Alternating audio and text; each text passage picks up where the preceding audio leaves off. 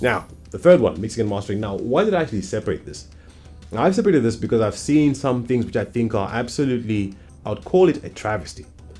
You spend so much time doing your songwriting, right? You spend so much time learning your craft to write great melodies. You spend so much time getting the right beats and the right instrumentals. Don't cheap out in mixing and mastering. Now, I know mixing and mastering is very, very expensive. I'd even go as far as to say that I think you should learn how to mix and master your own songs.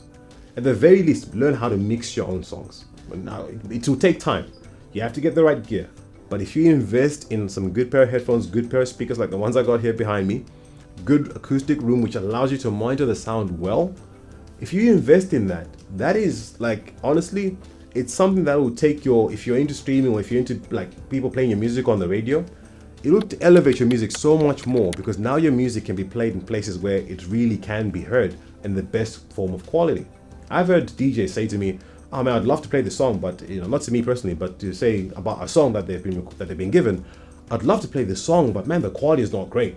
It's too low, it's too bassy, or it's got too much treble in it, or something. There's something that's wrong with the mix." So if the mix is the problem, that means that that song will not be played on the radio, it won't be played by DJs, nobody will ever hear it.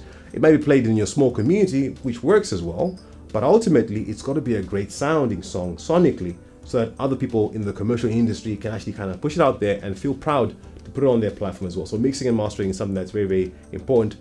It's much easier now with modern technology. Most of us can learn how to mix and master and engineer with little to no effort. But really, it's worth investing in your own kind of, mixing and engineering. If you don't have the finances, really study about mixing and mastering. Try and learn more about how to engineer and how to mix your own music, because this will really stand you in good stead. So I'm not going to spend too much time on this. It's quite simple. It's a very technical one. Just learn how to mix and master your music, or send someone who can mix and master it well. And when you do find somebody who can mix and master your music well, do stick with them. Once someone understands your sound and your vocals, like I've engineered songs for people as well, where I've now heard their music enough to understand that I need to put this vocal chain on this person's vocal. Oh, this person has a little bit more rasp, so I need to put a little less treble on it. Okay, this person's a little bit more bass, so I need to cut the bass a little bit more, etc., etc., etc. So there are things that your engineers, once they begin to work with you and begin to understand, they'll know straight away. Like I will save a preset with a certain artist that I work with, because I'm just like, this is Lay's vocal chain. This is his preset here. He's got this, that, and the other.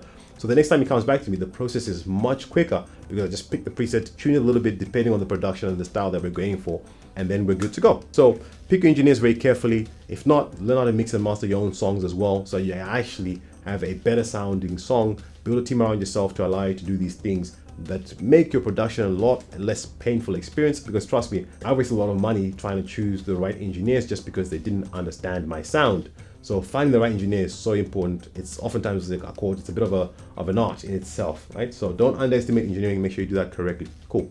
Now, before we get into the more technical parts about your distribution and your marketing and your monetization, right? I want to say that the relevance of these first three things, and often artists kind of ignore this fact: getting your songwriting correct, getting your production correct, getting your mixing and mastering correct.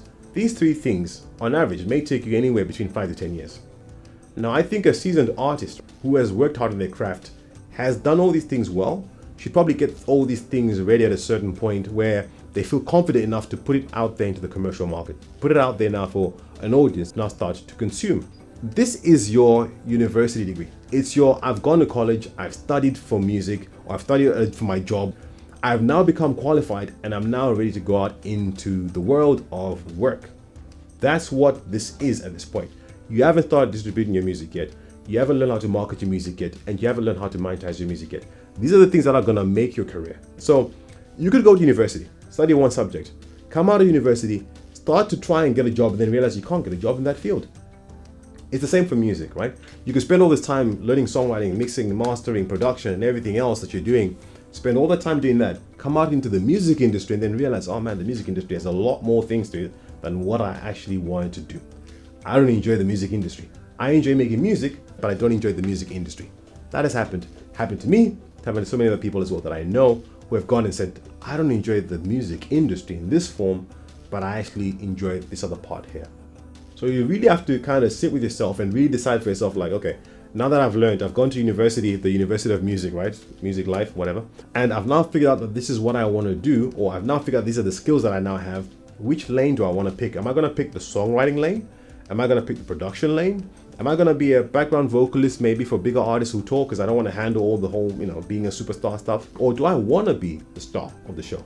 And you have to understand that what comes with being the star of the show is completely different to what comes with being the singer-songwriter who's also getting paid and getting a lot of publishing in the background as well. You have to understand all the different capacities that you can work in as an artist. It's not just one capacity.